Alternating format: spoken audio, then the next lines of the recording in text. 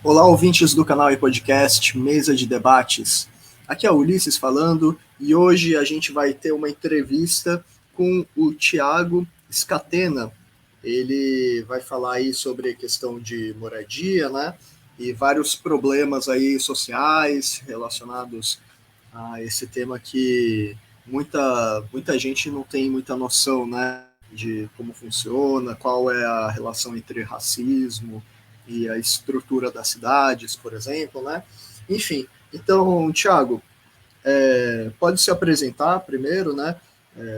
Falar aí a sua bagagem na área, antes da gente começar as outras perguntas. Beleza, obrigado, Ulisses. É um prazer estar aqui conversando. É um tema, digamos, estrutural do país, não é um caso São José do Rio dos Campos, ou Ribeirão Preto, ou do estado de São Paulo, né? Eu sou cientista social de formação, mas desde 2008 eu venho trabalhando com a questão da habitação ou a falta dela, né? Em São Carlos e cidades médias do interior paulista. Então, que é minha atuação é mais ligada com cidades médias, que envolve Ribeirão Preto, São Carlos, São José dos Campos, por aí vai. Fiz uma pós em Teoria e História da Arquitetura e do Urbanismo para estudar o tema também, terminei agora o mestrado, e eu tenho práticas de trabalho como enquanto assessoria técnica para movimento de moradia e movimento de luta pela terra já tem uns anos também. Atualmente eu trabalho em São Carlos, em Ribeirão Preto, com regularização fundiária em favelas, que é um braço do planejamento habitacional urbano que está em voga hoje em dia. Então, eu agradeço e estou à disposição. Beleza. Então, Thiago, para começar aqui, você tem aí a sua atuação aí já faz um tempo.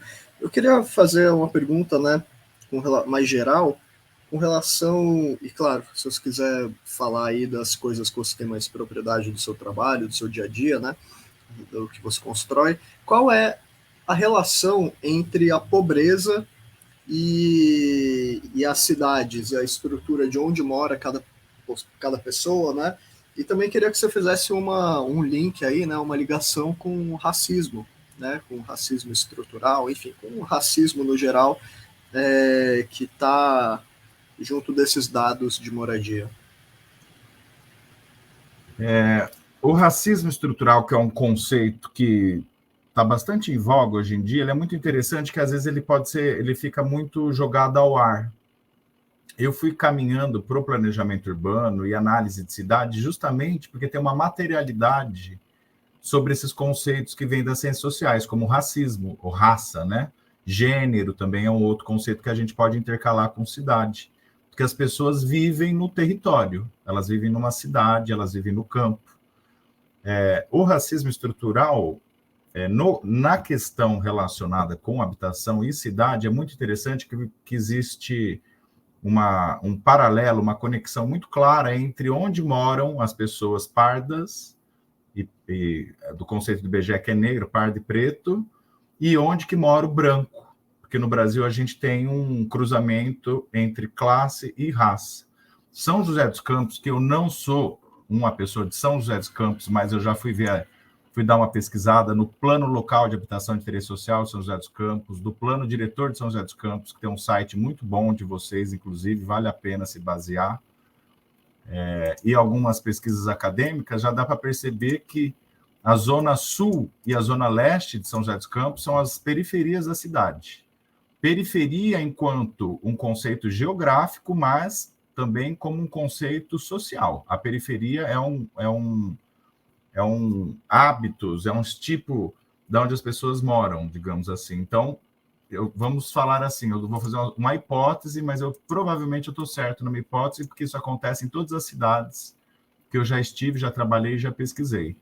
Se a gente tem um déficit de moradia na Zona Sul e na Zona Leste de São José dos Campos, eu presumo, segundo a minha hipótese, que é o local que moram as pessoas negras da cidade de São José dos Campos, porque a gente tem um processo histórico de escravidão muito profundo nesse país de mais de 300 anos, que não foi sanado de uma maneira material. Não houve políticas públicas para essas pessoas depois que acabou o período de escravidão. Então, essas pessoas escravizadas têm processos relacionados com crescimento de cidade e trabalho, que a gente pode falar que essas pessoas estão morando nas piores condições possíveis nas cidades brasileiras. Isso daí é um ponto que a gente pode intercalar e falar que isso é um racismo estrutural. A gente não está resolvendo essa questão.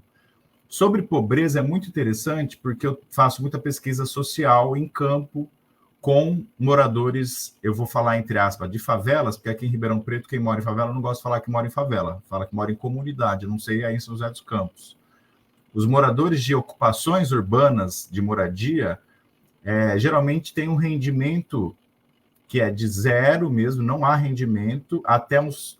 Eu já vi casos de 6 salários mínimos. Então, tem famílias que se enquadram bastante em faixa 1, faixa 2 de programa de governo, mas em grande parte tem 2 ou 3 salários mínimos em média. Muitas famílias não têm rendimento. O que mostra que existe, sim, uma ligação entre acesso à moradia via mercado, que é caro, com renda. Então, as pessoas de maiores rendas vão morar em melhores locais, com melhores tipologias de habitação. Contudo, o que está tendo, isso são pesquisas novas, acadêmicas, especialmente do instituto que eu fiz parte, agora eu saí do meu mestrado, que é o Instituto de Arquitetura e Urbanismo, mas também na FAO, várias discussões públicas e acadêmicas, que está tendo uma valorização acima de uma média de inflação do preço da terra e do preço do imóvel. Ou seja, eu não sou uma pessoa pobre, eu sou uma pessoa de um rendimento médio, médio alto, e eu não consigo acessar uma moradia. Aqui em Ribeirão Preto, casas e apartamentos novos estão em torno de 500, 600 mil, mas a zona sul de Ribeirão Preto, que é de alto padrão, os apartamentos e casas não saem por menos de 2,5 milhões. Esse processo chama financiarização, que é um estágio, digamos assim, desse capitalismo neoliberal, que é pegar esse excedente, quem tem capital, ele investe em produções materiais, digamos assim. Então, a cidade ela se torna uma indústria, ela se torna uma fonte de extração de renda muito grande, porque a terra urbana tem muito valor, e as moradias, dependendo de onde elas estão na terra urbana e a sua tipologia, elas têm um valor muito alto. Então, as pessoas não conseguem acessar moradia. A gente tem que pensar que a produção imobiliária é para ter casa, comércio, moradia, indústria, não é para acumular capital, não é para você ter um indivíduo, uma família com 50 imóveis para gerar riqueza. O mercado imobiliário não está respondendo ao déficit habitacional desse país, déficit tanto qualitativo quanto quantitativo. Isso significa que a gente precisa ter uma política pública estatal que equilibre o ganho de valor de terra dos capitais privados, imobiliários, incorporadoras, com a necessidade da população, porque senão a gente não consegue fechar essa conta, sendo que nunca se produziu tanta casa nova, moradia nova no país como agora, e nunca se teve tanta gente sem casa. A gente tem um desequilíbrio que é estrutural do nosso sistema mesmo. Por isso que eu reitero que é importante o papel do Estado. Não existe uma política pública de habitação sem uma centralidade estatal nesse sentido, né? Eu, pelo menos, eu não conheço nenhum exemplo no mundo relacionado com isso, né? Entendi. Puxando um pouco isso aí que você falou, do preço altíssimo, né, da moradia nas cidades, né, porque a terra lá vale mais, enfim, aí tem muita gente aí, quer dizer, muita não, né, tem pouca gente aí acumulando imóveis para alugar, né, inclusive aqui em São Paulo mesmo, eu particularmente moro aqui em São Paulo, né, eu não sou de São José dos Campos, mas, enfim, acompanho um pouco, né? Mas aqui mesmo eu reparo em alguns bairros, né? Principalmente quando está tendo metrô sendo construído, tem uma série de leis aí para construir prédios sem garagem, por exemplo, né? Que supostamente seriam mais baratos, já que está perto de metrô, e aí tentam fazer essa relação com o trânsito, mas na prática a gente vê que por mais que estejam construindo muita coisa no Brasil, o Brasil constrói muita moradia, apesar disso, as pessoas precisam pagar aluguel. É que nem você falou, ninguém quase consegue pagar aí um apartamento numa área decente da cidade, com acesso a recursos, né? Uma área decente no sentido de que garanta direitos básicos, né? Então, é importante, acho, explorar um pouco, né, nessa próxima pergunta, qual que é uma solução aí que você acha que talvez poderia ajudar para pressionar políticas públicas a favor de distribuição de moradia, né, para as pessoas, porque a gente vê aí cheio de, tem aquela frase famosa, né, que a esquerda tem falado, cheio de casa sem gente, gente sem casa, né? Em São Paulo os números são até, se eu não me engano, em São Paulo ou no Brasil, eu lembro que eu vi recentemente que os números são bem próximos, né? Então, na prática, se expropriasse aí as casas que não tem gente, as casas de gente que acumula imóveis, muitos imóveis, né? Se expropriasse isso e redistribuísse, por exemplo, né? Vamos falar uma medida mais extrema, né? De política aqui, provavelmente já conseguiria resolver o problema. Mas é isso, a financiarização do capital, tudo isso não permite, né, que as pessoas tenham acesso à moradia. Então, assim, o que eu queria perguntar, qual que seria uma alternativa de pressionar para que, de fato, essas políticas públicas se concretizem, assim, algo que você acha que valeria destacar? Então, essa é a grande questão, né? É legal a gente fazer um paralelo e apontar, quando você fala expropriar, parece um modo, digamos, entre aspas, comunista de tirar a propriedade privada e o Estado, aquela, muitas vezes, uma ladainha liberal assustada, né? De, olha, vão pegar a minha propriedade privada. Vamos lá. A primeira questão que eu vou falar da minha assessoria com comunidades, quando uma família ocupa uma terra para morar e faz um barraco, ela está ocupando geralmente uma terra sem uso e afastada que não tem valor para o mercado imobiliário. Você não vê favela no meio da Vila Olímpia, em São Paulo, que tem 35 mil reais, é o metro quadrado mais caro do Brasil, hoje. Vila Olímpia produz, em São Paulo, perto de Ibirapuera, um metro quadrado de 35 a 50 mil reais. Metro quadrado. Você não consegue morar no metro quadrado, você tem que ter no mínimo 50. Você não vai ver a população ocupando, o MTST entrando, isso não existe. As pessoas ocupam áreas que não têm valor e não está sendo cumprida a sua função social. A função social da propriedade é prevista na Constituição Federal, que é um arcabouço liberal, da teoria liberal de John Locke, lá os primeiros liberais. Assim como teve reforma agrária nos Estados Unidos, foi baseada nesse mesmo princípio do liberalismo, que é um princípio bastante óbvio para o capitalista. O capitalismo precisa de produção, ele precisa de consumo e produção para existir. Quando existe um oligarca, ou um dono de terra, ou dono de imóvel, com milhares de imóveis ociosos, a potencialidade econômica ela diminui, porque essa pessoa está concentrando renda. A dinâmica econômica ela não funcionaria bem nos termos capitalistas clássicos. Por isso que a gente tem que diferenciar o capitalismo clássico dessa neoliberalismo absurdo que a gente está de concentração de renda. É quase uma coisa criminosa que a gente está vivendo hoje no Brasil e no mundo, não só no Brasil, né? Então, é esse caso, a gente tem que ter isso em mente. Essa previsão nem é baseada em algo relacionado com uma política de esquerda comunista, ela é liberal, mas é um liberalismo clássico. Esse ponto é interessante para a gente ter uma arguição quando a gente for fazer um debate público. A segunda coisa é que a função social da propriedade e o direito à cidade, que são questões constitucionais, elas foram regulamentadas via uma lei de 2001 que chama Estatuto da Cidade. Essa regulamentação, essa lei regulamentar esses 2 artigos da Constituição, é uma lei super bonita de se ver, interessante, que obrigou os municípios de todo o Brasil, com mais de 20 mil habitantes, de terem um plano diretor. Plano diretor, e também colocou outros princípios que eu vou colocar. O plano diretor é uma lei que dá uma organização da cidade para que não haja essas desigualdades sociais e que haja geração econômica, respeito ao meio ambiente e por aí vai, né? O Estatuto da Cidade também prevê instrumentos urbanísticos. Instrumentos urbanísticos são ferramentas que o poder público dispõe desde os anos 80, não precisava ter o Estatuto da Cidade, já podia ter aplicado. Ribeirão tem um plano diretor de 95 que já prevê instrumentos urbanísticos, que são alguns, você pode inventar instrumento urbanístico, mas basicamente é o que é um instrumento urbanístico.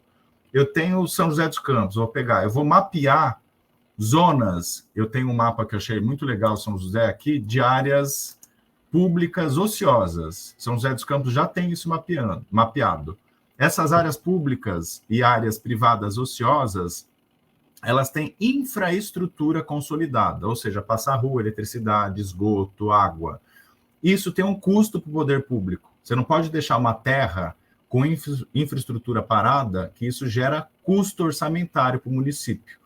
Um cara que deixa essa terra parada, o proprietário, ou o poder público também, que tem muita área pública parada, quando ele deixa parado, falando assim, essa terra está valendo pouco, eu vou esperar ter um loteamento Alphaville aqui do lado, que aí eu vendo, que eu sei que vou ter lucro.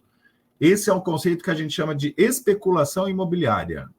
A especulação imobiliária nada mais é do que você esperar, no caso, a terra ter valor para você vendê-la. Tem um instrumento urbanístico que chama IPTU progressivo no tempo. O IPTU progressivo no tempo nada mais é do que mapear essas áreas ociosas, paradas, saber quem que são os donos e falar assim, Ulisses, você tem uma gleba no meio do centro de São José dos Campos que está parado. Qual é que é? Você está com problema jurídico, não está? Se não está, o seu IPTU no ano de 2023 vai ser esse IPTU, você vai ser notificado, você tem tempo de contradição, de contradizer o poder público, falar, não, eu vou executar uma obra, não vou deixar parado. O ano que vem, 2024, você vai pagar o IPTU, se você não fizer nada com a tua área, vai ser o IPTU mais 10%. Vai encarecendo o seu custo de manter essa especulação imobiliária. 2025, mais 10%. Até, acho que aqui em Ribeirão são 6 anos previsto, mas depois eu te comento dos instrumentos urbanísticos, como eles não são aplicados. Depois de 6 anos, o poder público tem outro instrumento urbanístico que ele pode executar, que é o direito de compra desse imóvel. Ele tem direito de comprar de você sem você querer vender. E você vai, ou seja, o poder público, além de tudo, você tinha que perder o imóvel, na minha opinião, né? Que você falou expropriar, o poder público não expropria nada no Brasil, ele sempre paga, viu? Então não existe comunismo no Brasil mesmo, é sempre bem liberal. Quem é proprietário no Brasil, filho, dificilmente vai perder dinheiro. E aí ele pega essa terra, compra pelo valor venal do IPTU e executa alguma coisa nessa terra. Isso é um dos instrumentos urbanísticos. Existe zoneamento de interesse social para habitação, existe direito de preempção, que é de compra, existe a outorga onerosa de direito de construir, que se você é um cara, uma incorporadora que quer construir aí em São Paulo um prédio de 100 andares, você não vai poder, porque existe um coeficiente, porque uma pessoa que constrói um prédio de 100 andares, você vai causar um impacto na infraestrutura imenso de água, de serviços, e esse impacto ele não pode ser desconectado da rede de serviços públicos. Então, se você quiser construir tantos patamares a mais, você vai pagar por isso. Em São Paulo tem um pouco mais de aplicação. Ribeirão Preto, eu te garanto, porque eu sou daqui, que desde 95 nenhum instrumento urbanístico foi aplicado, mesmo que seja lei. Porque as prefeituras de Ribeirão Preto, e teve prefeitura de esquerda aqui, que foi na gestão Palocci, nunca enfrentaram o capital imobiliário da cidade, que é o grande capital da cidade. A gente fala Ribeirão Preto é a capital do agronegócio, mas ela concentra os donos do agronegócio, mas não se produz um milho aqui. Se produz só cana-de-açúcar, mas corresponde a 0,5% do PIB, que é quase 4 bilhões e meio aqui. O orçamento, a grande geração de economia de Ribeirão Preto é serviços e produção imobiliária. Então, esse grande capital é difícil de enfrentar. Aí você me pergunta, o que fazer, né? A minha primeira questão é, a gente não tem que inventar a roda. Já existe toda uma produção técnica, política, que a gente tem que aplicar. pega o plano diretor de São José dos Campos, quais são os instrumentos urbanísticos, esses instrumentos urbanísticos estão sendo aplicados, se não estão sendo aplicados, por quê e como fazer aplicar. Isso é até legal, porque tem universidades, tem a Univap, eu acho que deve ter movimento de moradia, deve ter sociedade civil organizada, criar um observatório de instrumento urbanístico para pressionar o poder público. Câmara de Vereadores também, teoricamente, teria um papel de fiscalização, mas a gente sabe como funciona o poder público, muitas vezes, ao invés de fiscalizar, faz muito acordo, põe cargo, né? Então é meio complicado. Na minha opinião, o momento é sempre da sociedade civil pressionar o poder público para que haja uma efetividade do que já existe e é previsto, que são instrumentos urbanísticos, no caso. Esses instrumentos urbanísticos também tem um fundo público de habitação, fundo público de regularização fundiária, fundos. São Paulo tem um fundo bilionário que o prefeito Daí, o Nunes, descaracterizou ele via decreto para asfalto. Ele não tem esse papel, ele teria papel para mitigar o problema de habitação, só que ele pegou o fundo e está asfaltando a cidade porque é a política dele. A política dele, a gente sabe quem que é, de onde que veio, para onde que ele não vai fazer uma coisa diferente. Ele não foi eleito para isso, né? Ele foi eleito para outras questões, para acabar com a Cracolândia, né? Como se fosse um problema a Cracolândia, né? As pessoas, né? Então, essa a primeira questão. A segunda questão, que é muito interessante, desde 2017, o governo Temer, uma das medidas mais importantes do governo dele foi uma lei nova de regularização fundiária, de 2017. Essa lei veio para ajudar, especialmente, isso daí também é muito interessante, então, pessoal, tem muita pesquisa acadêmica sendo desenvolvida, ajudar grileiro, especialmente da Amazônia. Essa lei de regularização fundiária flexibiliza padrões urbanísticos de infraestrutura, de matrícula, de cartório e ambiental. Então, você é um puta grileiro da Amazônia, é muito mais fácil a terra que você grilou entrar para você. Mas, ao mesmo tempo, essa lei também abre possibilidades para ocupações urbanas. Então, tem as ocupações que eu trabalho aqui em Ribeirão Preto, elas são baseadas nessa lei, e a gente conseguiu, via essa lei, com a prefeitura aqui de Ribeirão Preto, às vezes sendo meio contra, mas não tem como ir contra se fizer bem feito, de incluir essas ocupações na regularização fundiária. Ela tem alguns problemas que a gente chamava na teoria urbana e da habitação, regularização fundiária plena, que é a regularização fundiária que vem com área de lazer, com equipamentos sociais, com infraestrutura qualificada, com asfalto, com esgoto, acesso à água, tal, meio ambiente, urbano, etc. 2017, essa lei ela não exige isso. Então, na teoria, a gente fala, na teoria da história de arquitetura e urbanismo, fala que é uma regularização fundiária de cartório, de matrícula. A gente tem um caso aqui em Ribeirão Preto de regularização fundiária que, se for, você vai falar que continua sendo uma favela, que a prefeitura só deu título cartorário de matrícula. Isso é muito ruim, porque as pessoas que vão receber esse título muitas vezes pegam, e o grande patrimônio das famílias brasileiras geralmente são, todo mundo sabe, a gente não tem dinheiro em banco, a classe média e pobre, é a casa, é o carro. Então, se as pessoas têm algum problema, têm um desemprego, elas já vendem a casa, e elas não conseguem acessar outro programa habitacional, porque se você entra na regularização fundiária, você não entra na Minha Casa Minha Vida. Se você entra em regularização fundiária, você não pega CDHU mais também.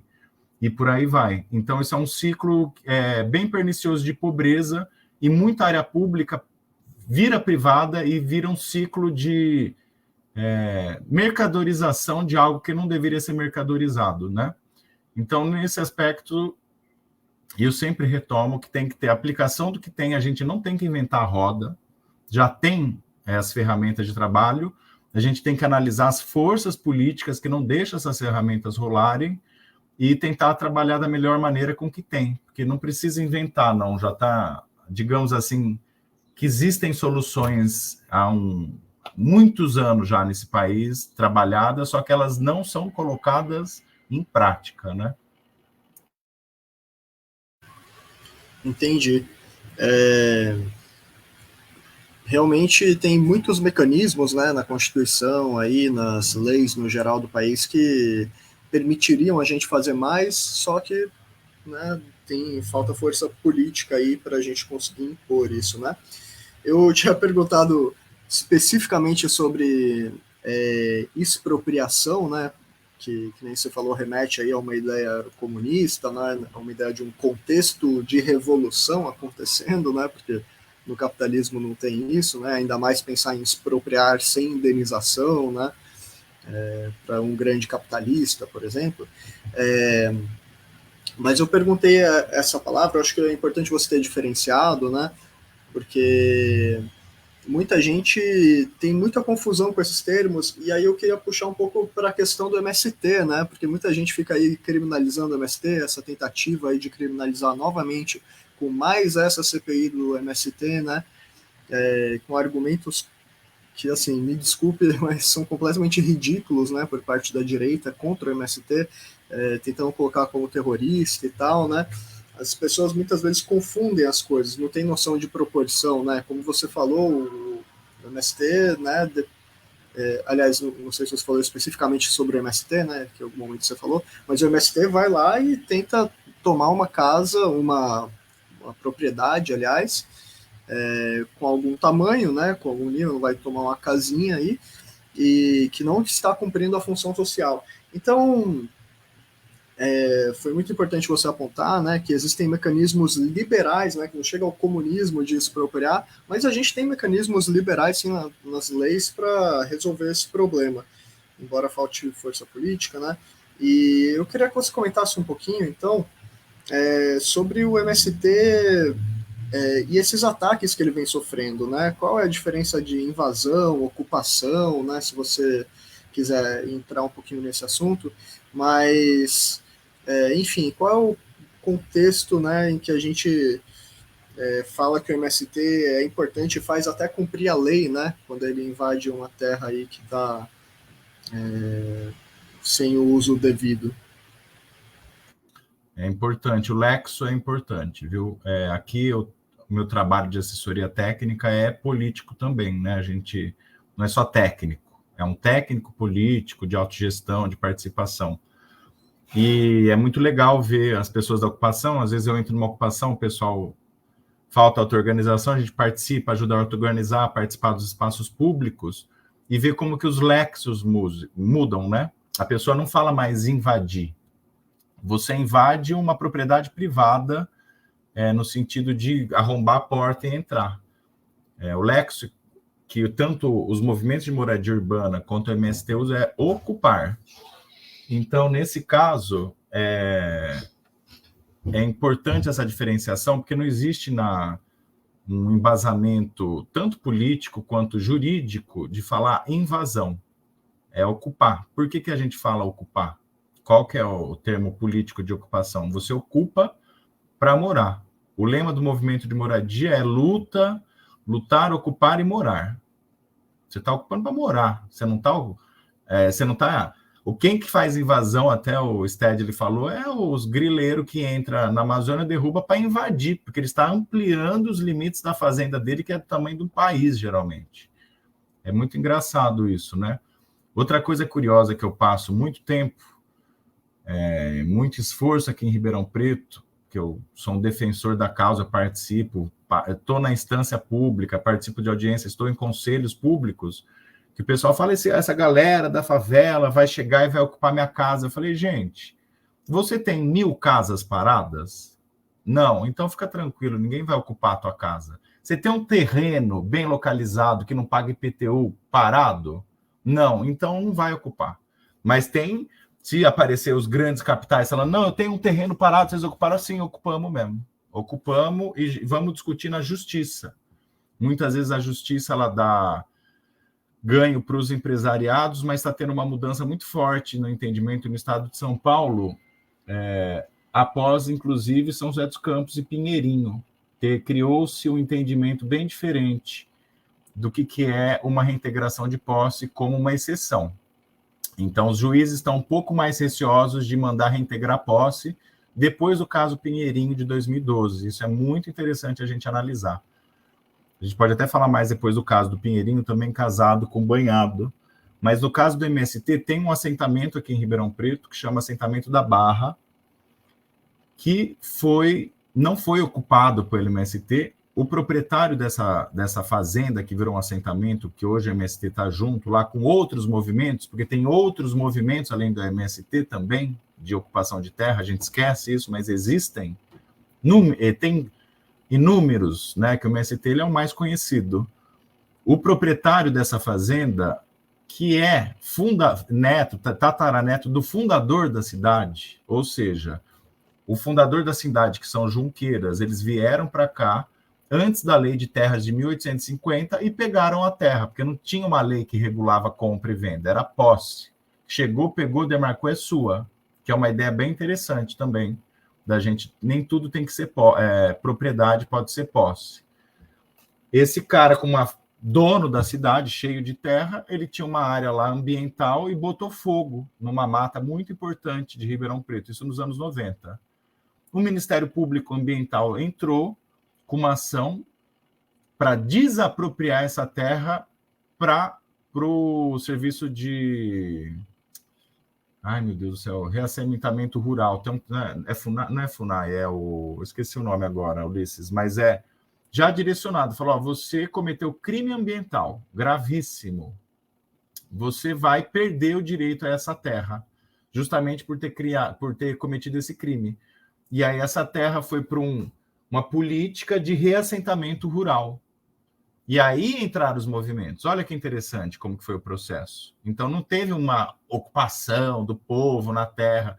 Foi a justiça que decidiu em várias instâncias, porque o proprietário recorreu e deu ganho. Sendo que é uma região muito importante para Ribeirão Preto. Ribeirão Preto, não sei para quem não conhece, só tem cana-de-açúcar. Não existe produção alimentar na cidade. Na greve de caminhoneiros de 2017, no governo Temer, em uma semana a gente ficou desabastecido de comida. Porque não tem produção alimentar, não tem, tudo vem longe, para você fazer um planejamento de cidade, isso é uma burrice sem tamanha. Você precisa ter áreas previstas de produção alimentar para abastecer a cidade, não é só eletricidade, é comida também, comida, água, né? Bastante interessante que até no plano diretor a gente brigou, a sociedade civil, o povo mais aqui de esquerda, de colocar esse assentamento rural como uma zona de produção alimentar, que teria regramento específico, teria financiamento público. A prefeitura aqui não quis saber, porque o prefeito aqui é bastante ligado com os proprietários de terra e com o setor imobiliário, ele quer mais que o pessoal venda isso daí, que vire condomínio, inclusive, né? Mas o pessoal está resistindo, fez 20 anos agora a ocupação aqui, o assentamento nesse sábado, teve uma festa. Então, o Lexo é importante, não é invasão. Você invade para acumular riqueza e você ocupa para viver, para morar e para produzir. A diferença basicamente é essa. O judiciário já está tendo esse entendimento. Nosso judiciário está... Eu tenho participado dos 10 anos para cá, melhorou bastante, por incrível que pareça. A gente às vezes fica meio...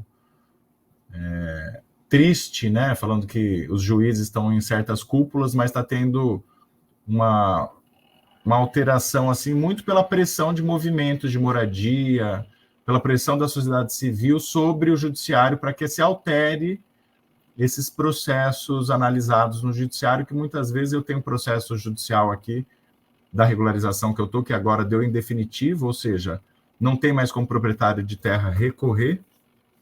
Eu escrevi uma dissertação sobre isso, inclusive, que o assessor da juíza ele chama os moradores da favela de viciados em crack,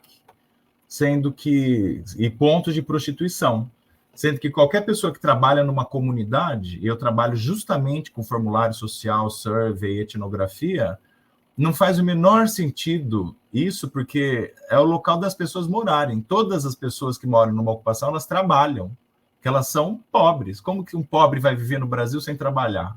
Vai viver do quê? E não trabalha pouco, não. Trabalha em 3 empregos, faz hora extra, todo mundo com trabalho informal, muitas vezes CLT é luxo, a informalidade reina, então a pessoa tem que estar em 3 empregos, não pode se acidentar no trabalho. Então é muito interessante, eu acho até curioso, saiu um pouco de voga, né, de falar do Bolsa Família, que sustenta, porque... Gente, não faz o menor sentido você falar que as pessoas não trabalham. As pessoas trabalham muito. E além delas trabalharem, elas são domésticas, elas trabalham na construção civil, elas trabalham em setor de serviço como coletor de lixo aqui em Ribeirão, elas trabalham no setor da construção civil, elas trabalham como setores de cuidado. É muito impressionante. Elas chegam na casa delas, elas ainda têm, muitas vezes, tem um trabalho mais um trabalho, que é a construção da sua própria casa. Isso daí o Chico de Oliveira, finado Chico, esse é comunista, falava que era uma super exploração da mais-valia, que além dele passar pela mais-valia no trabalho normal, né? Você está trabalhando na construção civil para ganhar 2.000 conto e você faz uma casa de 1 milhão, tem algum problema aí, né? Você chega na sua casa, que é uma ocupação informal, você ainda tem que construir sua casa com dinheiro suado. Ou seja, o trabalho ele tem uma centralidade impossível de você desconectar com a pobreza. Então, se existe uma superexploração do trabalho, e se existe um super trabalho, é justamente para os mais pobres e quem mora em favela. Duvido que um político que vive de Bolsa Família, eu vivo convidando, fala isso lá na favela. Falar na televisão é fácil, você falar lá olhando para o povo. Vai perguntar, porque muito provavelmente a mulher que trabalha limpando a sua casa, ela mora numa ocupação. E isso aqui em Ribeirão Preto é muito claro, muito claro. Pois é, né? Muito fácil aí ficar falando um monte de absurdo aí, né? Ficar chamando aí morador de ocupação de vagabundo, né? Sendo que tem uma montanha de problemas aí embaixo do tapete para resolver, né? Antes de querer chamar alguém que é super explorado de vagabundo, né? Você falou uma coisa no começo da resposta, né? Que eu achei interessante com relação à casa, né? Se a pessoa está preocupada, né, com invadirem a casa dela, vamos dizer assim, né, entre aspas, invadirem. Eu acho até curioso, né, porque hoje em dia no Brasil tem muita casa sem gente, muita gente sem casa, né, e as pessoas às vezes quando vão falar do comunismo, né, falam que pegam parte da experiência russa, da Revolução Russa de 1917 e meio que colocam terror, falando as pessoas vão tomar sua casa, né, na Revolução, aí agora hoje em dia não, o MST vai tomar sua casa, o MTST, quando essa galera que é bem ignorante sobre o assunto, né, às vezes nem sabe a diferença de MST, MTST, enfim, são direitos básicos, né, direito à moradia, direito à alimentação, e o capitalismo aí que é ineficiente não consegue dar conta disso, né, porque ele é bem irracional e enfim. E esse problema da moradia, né, ele é um problema antigo aí, né, já está no Engels, aí, né, do companheiro do Marx, né, um dos fundadores do marxismo, né, ele escreveu texto sobre a situação da classe trabalhadora na Inglaterra, em que ele fala, né, dos locais em que essas pessoas viviam, as péssimas condições de vida, né, de trabalho, e também tem outros textos aí do marxismo, por exemplo, né, de outras correntes do pensamento aí sobre o problema da moradia.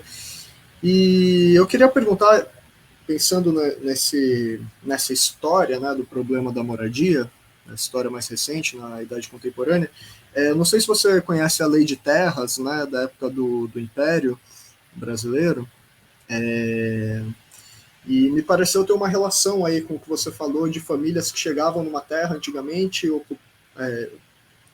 tomavam a terra, né, e não precisava de documentação para provar, né, e eu queria saber se você podia fazer um comentário, não precisa ser muito amplo, né, até para a gente depois entrar na questão do banhado, por exemplo, mas se você quiser fazer um comentário sobre como se formou, né, no Brasil um pouquinho esse roubo de terras, né, você falou da grilagem hoje em dia, mas como você tem alguma noção assim dessa estrutura mesmo da lei de terras e de como isso foi ajudando, né, a fortalecer que pessoas brancas com mais dinheiro, principalmente, né, tivessem mais terras, enquanto pessoas negras não tivessem?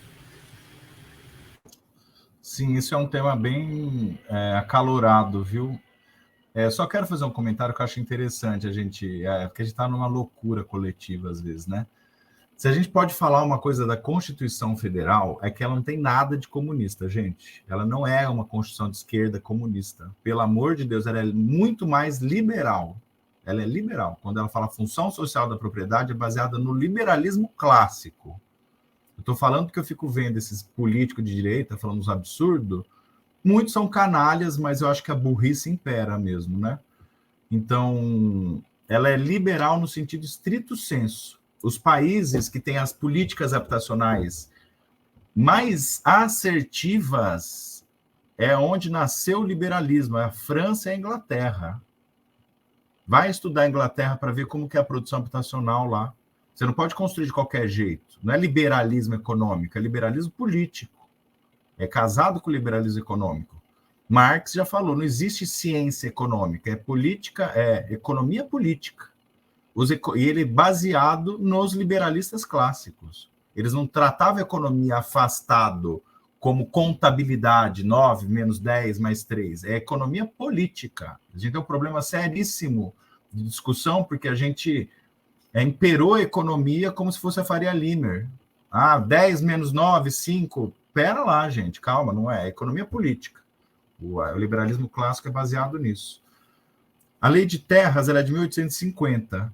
Ela vem num período de, digamos assim, num processo de que o país ele está em independência, ele se constituindo como um Estado-nação, se organizando e se modernizando. Essa previsão de ocupação por posse era pré-moderno, pela literatura, pela questão de Estado-nação. Tem o movimento negro e outros pesquisadores estão associando a lei de terras com uma continuidade da escravidão. É um pouco complicado fazer essa comparação ou fazer essa conexão lógica, porque não existem estudos, atas, não existe um documento, não existe uma produção acadêmica, científica, que viu uma ata de uma Câmara no Rio de Janeiro falando, vamos fazer isso para que os negros... Não existia, não era essa questão. Não era essa questão. Realmente foi um processo de modernização que exigiu que a terra fosse mercadoria. Senão o Brasil não seria capitalista. E o Brasil estava em processo de ser um país capitalista, saiu do mercantilismo agroexportador para um capitalismo. A associação pode ter servido para a gente ter uma permanência de populações e de controle de populações, né? Que aí eu já puxo para o Foucault, que é demais, que ele fala que são sistemas de governo. Aqui no Brasil é claríssimo. Quem mora em favela no Brasil, em ocupações, são pessoas negras, pretas e pardas. O termo favela, é legal a gente pesquisar depois, quem está escutando, ele vem de fava. É fava de fava mesmo, de feijão, porque no Morro da Providência, no Rio de Janeiro, que foi a primeira ocupação urbana que se tem registro, a primeira favela, constituída basicamente por negros libertos, ex-escravizados, que foram lutar na Guerra do Paraguai com a promessa do grão geral lá, ou sei lá quem que mandava no estado do Guanabara na época, que receberiam, já eram libertos, receberiam uma casa, recursos. Morreu-se milhões, sei lá quantos brasileiros nessa guerra, acabaram com o Paraguai, o Brasil destruiu o Paraguai, acabou com o Paraguai, e aí o pessoal voltou da guerra, esses negros libertos, e não receberam um tostão, era mentira, foram enganados. Aí o que eles fizeram? Do lado da sede do poder, eles tinham um morro, eles subiram esse morro e ocuparam a terra, que é a primeira favela do Rio de Janeiro, que aí... Por que chama Morro da Providência, Favela da Providência? Porque eles estão esperando uma providência divina que resolva o caso deles. E chama a favela, o conceito ficou conhecido, porque tinha um tipo de grama nesse morro que davam favas. Essas favas penduradas. Aí o povo falava, olha, onde que o pessoal lá da guerra que está morando, esses preto, pobre? Está morando lá onde tem as favas, a favela, a fava. Aí ficou favela. É um conceito que só se usa no Brasil. No conceito, no anglicismo, é slum, que é cortiço, é um conceito pouco complicado. É muito nosso esse conceito, é um conceito legal de a gente puxar da onde que veio essa palavra, né? Então, não existe uma associação direta entre a lei de terras com a escravidão ou esse processo de abolição, mas talvez a lei de terras tenha servido, ou ela foi acionada para controle de populações marginais, né? Segundo quem estava no centro de poder para controlar mesmo, não resolver o problema e para manter nessa pobreza, né? Porque é interessante a gente manter as pessoas bem pobres, que aí você rebaixa o preço do salário, você pode escravizar de boa, a pessoa vai trabalhar por R$ 100 e por aí vai, né? Então, não existe nenhuma pesquisa acadêmica, documental, que faça essa associação, mas a gente pode tentar trabalhar esse ocorrido de forma quase providencial para os capitalistas, né? Vamos falar assim, brincando. Mas é que o Brasil estava passando por um processo de modernização mesmo, das suas bases produtivas, né? E por aí vai. Então, para você ser um país naquela época, você tinha que ser capitalista, ter terra, né? Ter que comprar e vender. Sim, muito importantes aí essas distinções, né? Contextualizar o debate, né? Ver se quanto de sentido tem, né? Acho que às vezes as pessoas podem até pensar que devido a um incentivo de pessoas brancas, né, da Europa, por exemplo, de imigrantes virem ganhar um pouquinho de terra no lugar de pessoas escravizadas, né? Talvez isso acabe misturando um pouco os debates, mas é importante ter essa precisão, né, teórica para a gente fazer as melhores análises. Eu vou agora puxar um pouquinho mais para o lado do banhado, né, para o lado mais hoje em dia, né, a comunidade do banhado em São José dos Campos, que ela tem aí um histórico bem longo, né, dessa ocupação, que é uma parte até central da cidade, né, isso é uma coisa bem curiosa, e tem uma questão ambiental muito forte envolvida, né, acho que quando você falou aí que associam gente de ocupação a vagabundos que não fazem nada, né, como se fossem burgueses, né, basicamente, quando fazem essa associação aí, as pessoas não consideram que, por exemplo, no banhado, o lixo que é produzido pela cidade, que não é devidamente coletado, né, o capitalismo produz tanto lixo para tudo, né, e boa parte desse lixo é coletado por pessoas que moram nessa região aí, que tem um trabalho ambiental exemplar no banhado, né? E apesar disso tudo, de toda a contribuição social e de ser uma comunidade aí com a precarização da vida, de vez em quando consegue alguma conquista aqui e ali, institucional, né? Apesar disso, tem muita repressão da polícia, tem risco aí de reintegração, de despejo, tem ameaças aí que começam aí, né, muitas vezes com políticos aí, associando, estigmatizando essas pessoas, enfim. Então, é muito absurdo o tanto de desinformação que jogam sobre comunidades, né, e com relação ao tanto que elas podem, inclusive, contribuir até do ponto de vista ambiental, que é tão fundamental, todo mundo devia estar pensando, né, se as pessoas não ligam nem para o social, né, é curioso como, né, boa parte da população não liga também para o ambiental, como se não dissesse respeito a todo mundo, né. Então, acho que assim, eu queria te perguntar, você falou aí de talvez fazer uma relação entre Pinheirinho, né, o caso de Pinheirinho e como isso pode ter dificultado a reintegração de posse e o banhado. Eu queria que você comentasse um pouquinho sobre o banhado, né, que você fizesse um panorama aí da situação do banhado hoje e das contribuições do banhado, da história, de como você associa isso no seu trabalho, enfim, como você acha que vale trazer essa discussão.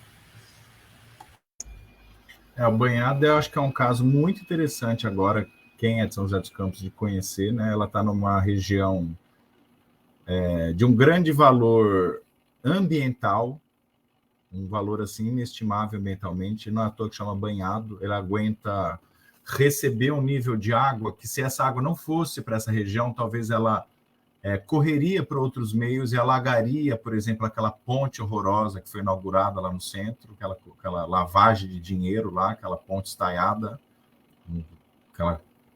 qualquer urbanista achar horroroso aquilo lá, né? E ele tem esse valor ambiental, mas ele tem um valor para o mercado imobiliário muito alto, porque ele está numa região de altíssimo padrão.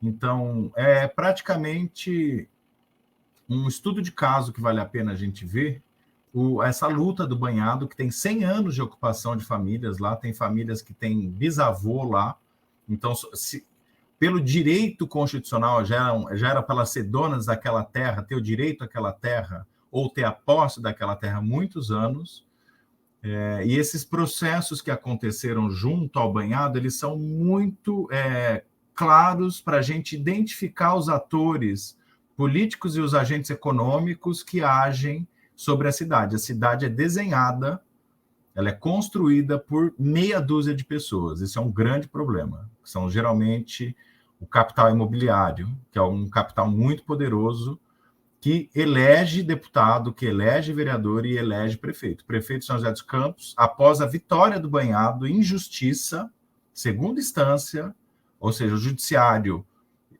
deu de acordo direito à função social da propriedade, baseada nessas questões ambientais que você colocou, de extrema vulnerabilidade do banhado, porque acharam espécies lá, mangues lá, que não podem ser extintos, por exemplo. E mesmo assim o prefeito, que eu até peguei o nome do prefeito aqui, que é acho que é importante, Anderson Farias, né? Ele falou que o judiciário estava errado. E que vai... Porque ele tem uma pressão econômica, ou quem sabe ele veio do capital econômico, que o vice-prefeito de Ribeirão Preto e o prefeito, eles foram eleitos pelo capital econômico e eles vieram desse lugar. Então eles não têm nem... Seria um paradoxo se eles não defendessem até o fim, porque eles são essas pessoas, né? Eles são o capital imobiliário, que é o capital dono de terras, que também elege, pelo menos em Ribeirão Preto, há quase 200 anos, prefeito e vereador. Então, não existe... quando a gente brinca nas ciências e fala em patrimonialismo, o patrimonialismo é mais ou menos isso. São essas famílias que acabam ficando junto, que estão em todas as instâncias, que estão no poder há 100 anos, essas relações do que é o público, do que é o privado se confunde, é uma zona cinzenta, né? Eu vou recomendar para quem está escutando, vendo a gente, entrar, eu vou até deixar para você aqui, Ulisses, num site que o meu conhecimento é muito de leitura, de participação. O banhado eu só fui 2 vezes mesmo e acompanho muito pelas redes sociais, que eu acho que é muito legal acompanhar o banhado no Instagram, a luta do pessoal do banhado. Eu deixei um site para o Ulisses, gente, que é um site da USP, que tem um grupo de extensão que chama PEX Urb, que eu fiz parte, que trabalhou com projetos de regularização fundiária e de assessoria técnica no banhado de forma multidisciplinar. Então, tinha engenheiro ambiental, engenheiro civil, engenheiro sanitário, arquitetos e urbanistas, sociólogos, cientista social, assistente social, pessoal do direito da saúde, que foram em campo junto com a comunidade e desenharam projetos de regularização fundiária e projetos de urbanização para o banhado. Esse projeto de urbanização do banhado, por isso que é importante essa conexão entre a universidade e o campo do real, né? Que a gente tanto discute, que às vezes a universidade está muito afastada. Ela ganhou prêmio do IAB, Instituto de Arquitetura, ganhou prêmio interno da USP e não para de ganhar prêmio pela qualidade e excelência do projeto. Ele entrou no processo judicial, o juiz viu esses projetos, tem um peso falar que é da USP sempre, né? Então é importante, talvez estrategicamente, a gente às vezes encher o saco desse pessoal, falar a gente é da USP, é a USP, né? E aí isso entrou no processo e o judiciário entendeu que, eu vou até deixar o link, esses são todos aqui do banhado também, o judiciário entendeu que era possível essa urbanização mantendo as características culturais das pessoas, das famílias que estão lá há 100 anos, então tem uma relação cultural, tem uma relação muito ambientalmente equilibrada entre os moradores de lá com o meio ambiente, não tem uma degradação ambiental, e o judiciário também entendeu que é uma região que esse projeto de urbanização ele vai ser benéfico para a cidade inteira de São José dos Campos. Ela vai ser uma área, talvez, mais para frente, eu não sei como que vai ser, porque esse prefeito ele não está querendo fazer nada, não, mas um parque urbano muito importante, uma estação ecológica, junto com esses saberes, com essa experiência dos moradores. Fato é que o banhado vai permanecer, ele não vai ser reintegrado às pessoas. Por força do capital a gente nunca sabe, né? Porque tudo pode mudar, os caras não desistem, porque essa área deve valer alguns bilhões de reais, querem passar uma avenida e subir prédio, igual estão fazendo no Aquários, nessas regiões. E é interessante falar, porque se a gente escutar um argumento falando, mas Eu escuto isso o tempo todo em Ribeirão Preto. Você é contra o progresso, o desenvolvimento, e sei o quê, o progresso, o desenvolvimento, você está... Falo, gente, São José dos Campos, a característica dela de plano diretor não precisa do banhado. Existe um mapa previsto no plano diretor que é de áreas ociosas, áreas vagas. Elas estão todas na zona leste, elas estão na zona sul da cidade, elas estão na zona noroeste, assim, que é uma área meio rural, mas é de expansão, não precisa ocupar o banhado. Deixa o banhado lá. Só que o capital imobiliário de alto padrão não quer ir para a zona leste, que está cheio de condomínio, de conjunto habitacional de pobre. Ele não quer produzir. Então, o problema é que a gente tem uma contradição entre o que a cidade precisa, o que as pessoas precisam, especialmente quem é mais pobre e vulnerável precisa, do que os interesses econômicos querem. Por isso que eu digo mais uma vez, a gente precisa ter a legislação, a gente já tem, a gente tem que ter uma força política ou organizar essas forças políticas da sociedade para barrar certos empreendimentos e projetos. O banhado é um caso clássico, é um caso que eu acho que vai ser muito discutido ainda cientificamente para a história de planejamento urbano, porque ele é de uma riqueza muito impressionante no sentido de planejamento urbano e ambiental, inclusive. E essa vitória judicial não veio à toa, foi justamente pela mobilização dos moradores, da luta, a participação com a assessoria técnica qualificada que gerou esse processo. A Univap participou também, então a professora Lidiane, teve outro professor da arquitetura, a universidade como um ente também de luta, né? Não um ente só de produção de tecnologia e de ciência, mas é uma entidade de luta pelo esse desequilíbrio que a gente vê na cidade, né? Vale muito a pena ver no site, ver o resultado do projeto, o levantamento, usaram o drone, foram nas casas, conheceram. Eu não sei o que vai ser agora, qual que vai ser a discussão política aí, ano que vem, ano de eleição também, né? Mas eu recomendaria uma campanha de esquerda, se for uma campanha de esquerda mesmo aí em São José dos Campos, que trabalhe esse tema como uma qualificação socioeconômica, cultural e ambiental. Essas pessoas não precisam no mercado imobiliário, essa área não tem que ir para o mercado imobiliário, já deu. Eles têm outras áreas, né? Então é interessante a gente já pensar que isso é uma disputa política, né? Muito mais do que uma disputa científica. A ciência já aponta que não é para isso, só que existem forças políticas, econômicas, né? O banhado é muito interessante, gente. Vale a pena dar uma olhada no site e seguir as redes sociais do banhado. Legal, muito importante, né? Você comentar aí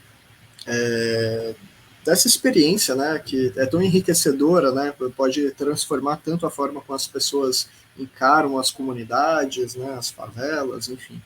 Eu acho que de extrema importância aí a sua contribuição, mesmo você falando aí que não, acabou não indo tanto lá, né, até porque você nem mora na cidade, mas enfim, muito bacana aí você acompanhar isso e trazer essa discussão toda. Eu queria, a gente já está aqui encerrando a live, né, já está chegando 1 hora de live, eu queria só fazer uma última pergunta aqui, um pouco específica talvez, né, mas não precisa se alongar tanto nela, com relação a... Tem muita discussão que a gente poderia fazer, né, sobre gentrificação, por exemplo, né, das cidades, ou não sei até se você poderia entrar numa discussão de aporofobia, né, acho que é assim que fala, né, com relação a medo de pobres, vamos dizer assim. Então você vai lá na frente de um banco, você taca um monte de, sei lá, arame farpado, umas lanças aí saindo do chão para as pessoas não poderem dormir. As cidades, elas têm muitas características peculiares que a gente normaliza, né, às vezes, enfim. Mas tem muita discussão que a gente poderia entrar, mas eu queria perguntar sobre casos de incêndios em favelas, no contexto que está tendo aí especulação imobiliária na região, né? Às vezes, claro que pode ser incêndio natural, mas tem sempre algumas suspeitas aí, né, de que pode ter incêndios criminosos, né? Às vezes está tendo um mega empreendimento de um lado, aí por acaso a favela pega fogo, tem que tirar as pessoas de lá, né? Eu acho que são uma das facetas mais violentas, né, mais explicitamente violentas aí da questão da moradia no Brasil. Enfim, se você quiser comentar, né, sobre esses casos aí que chamam a atenção quando a gente vai discutir moradia no Brasil, de incêndio, né, fique à vontade. E também eu já aproveito, né, para além disso, se você quiser encaminhar aí as considerações finais, encerrar coisas que você acha que faltou eu perguntar, que vale você fazer aí para o público, fique à vontade. Legal, eu só vou fazer eu gosto de brincar, gentrificação é um conceito também das ciências sociais, do urbanismo, mas eu não uso gentrificação, pelo menos nas minhas análises, porque gentrificação, se eu falar que tem gentrificação, é um pleonasmo, porque o capitalismo é gentrificação. A essência do capitalismo é o indivíduo segregado. Então não faz muito sentido falar em gentrificação, expulsão dos povos. Lógico, é o capitalismo, né? A gente vive um sistema que prega a acumulação de indivíduos. Não tem como não falar em gentrificação. Então é um conceito que eu não uso, mas é porque ele é óbvio para mim, não é nem porque ele não serve, ele serve demais, né? E a questão do padre Júlio Lancelotti, que até saiu uma lei federal que foi promulgada agora, que não pode ter equipamentos que inibem pessoas de estarem em certos locais. Você falou de banco, mas tem inúmeros, né? Eu acho interessante, por um lado, né, porque isso vai forçar um pouco mais da gente ver esses casos, né? Porque muitas vezes pessoas especialmente pessoal em situação de rua, acabam indo para outros locais, porque em São Paulo, pelo menos na gestão do Dória, o Dória passava com jato de água gelada jogando no morador de rua, falando que estava limpando o chão. Então, né? Quem que está fazendo isso? É um absurdo, né? Isso não precisa nem de uma lei para falar que não pode. Isso é uma questão de processo de direito humano, né? Eu quero ver como é que a gente vai regulamentar isso, porque isso não é um problema de arquitetura hostil, que fala, que são esses espinhos, é um problema crônico da cidade. E aí eu vou voltar para Ribeirão Preto, porque eu não conheço outros orçamentos. Aqui em Ribeirão Preto é o mesmo prefeito há 2 gestões. Cada ano que passa, ele tem menos dinheiro em assistência social, e mais dinheiro para obra, e menos dinheiro para meio ambiente, e mais dinheiro para obra. Ele só não tira de saúde porque é obrigado pelo teto constitucional. Eu até extrapolo um pouco. Então, não adianta a gente enfrentar só a arquitetura hostil, a gente tem que brigar por política pública, por orçamento, por esse tipo de questão na cidade, né? Infelizmente, não vai ser uma lei que proíbe a arquitetura hostil que vai resolver a questão. Infelizmente, não vai ser mesmo. A caso de incêndio, comunidade de ocupações urbanas, assim, é um grande problema, é o gato. As ocupações, elas usam de gato. Os moradores sabem fazer gato de tudo que é jeito, porque eles trabalham na construção civil, eles trabalham no CPFL, então eles sabem fazer gato como ninguém. Mas muitas vezes as ocupações são de barraco, elas não são de alvenaria. E isso acontece muito, que eu faço essa pergunta sempre nos meus questionários, meus etnografias, de onde que saiu o incêndio? Dependendo do lugar, os incêndios ocorrem justamente por conta de fiação. Então, isso é um problema de política pública também, não deixa de ser.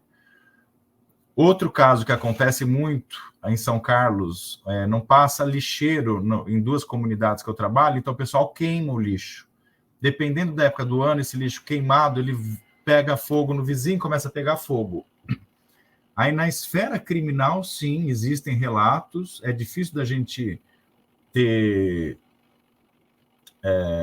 provas, né? Mas existem inúmeras comunidades que foram incendiadas de maneira proposital, porque o dono de terra ou a incorporadora quer o terreno livre, ou até a prefeitura, não vou mentir, eu não duvido que o poder público pode estar envolvido, manda botar fogo, alguém manda botar fogo, bota fogo e pega. São Paulo teve muito isso. Ribeirão Preto teve... Eu não conheço casos relacionados com isso, não. São Paulo teve uma época aí, ano 2009, a época da Copa do Mundo, o Rio de Janeiro também, foi uma coisa de louco. Esses grandes eventos, Copa do Mundo e Olimpíadas, elas fizeram, e esse monte de obra que tinha que ter, elas fizeram uma pressão enorme sobre moradores de ocupação, de forma muito ilegal, criminosa. O incêndio é uma delas, mas você não precisa botar fogo, você pode colocar uma milícia, por exemplo, e resolve o problema igual também, sabe? Então, é muito complexo isso, essa questão é super complexa. E eu quero agradecer, então, vou finalizar, que já tem 1h10, agradeço, viu, Ulisses? Qualquer coisa a gente volta a conversar. É a minha área, eu gosto muito de habitação, planejamento urbano, meio ambiente urbano também. Eu me interesso particularmente sobre a relação do poder público com o poder econômico e como essa conexão do poder público e econômico ela é complexa, não é também um grande esquema que todo mundo concorda, tem muita dicotomia, tem muita nuance, muita zona cinza, e eu acredito muito que existem espaços de disputa. O banhado é um caso. O banhado foi disputado, várias instâncias, a população que se mobilizou, se auto-organizou para isso, e hoje ela conquistou esse direito a permanecer no local com um projeto de urbanização assim de excelência internacional. Então a gente tem que valorizar isso. E eu vou terminar falando que o Brasil não tem comunismo. Ocupar a terra não tem nada de comunismo. Ocupar a terra é liberal, tá bom, gente? Então, só para a gente ter em mente, porque senão a gente entra numa brisa coletiva louca aí, que daqui a pouco está falando que é o alienígena que está ocupando a terra, então calma. É liberal. Mas obrigado, viu? Valeu.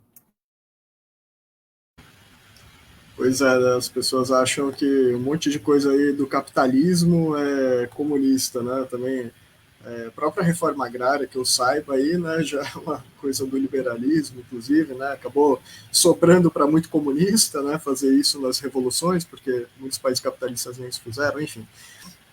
Bom, só antes de encerrar mesmo uma consideração, né, bem horrível, na verdade, né, porque você falou aí do Dória aí jogando água em morador de rua com relação à Cracolândia, ao fluxo, né, então é bem complicada essa questão. Eu não cheguei a acompanhar nos dias, né, que isso aconteceu, mas eu estava fazendo estágio, né, eu estudei história, eu fiz estágio numa escola pública lá perto, né, onde ficava, o fluxo, antes do Dória fazer aquela operação aí que chegou a derrubar a parede em cima de pessoa que estava dormindo, né, jogar água fria, colocar as pessoas amontoadas num canto insalubre, né, monitoradas o tempo todo, né, e aí hoje em dia a gente vê o Tarcísio aí querendo só deslocar, né, o fluxo, ao invés de resolver o problema social, vai lá, quer deslocar lá para o Bom Retiro, para não sei onde, né, enfim, é completamente absurdo isso, mas não vou entrar em detalhe, né, que você já acabou, mas acho que é só